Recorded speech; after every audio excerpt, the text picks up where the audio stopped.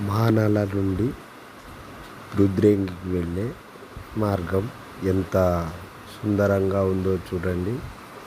ఒకసారి మనం ఈ వీడియో ఒకసారి చూసినట్టయితే ఎక్కడో హిమాలయ ప్రదేశ్లో తీసినట్టు ఉంది కదా. చాలా చాలా బ్యూటిఫుల్గా ఉంటుందండి. మీరు కూడా ఎప్పుడన్నా వెళ్తే విజిట్ చేయండి. Okay, bye friends.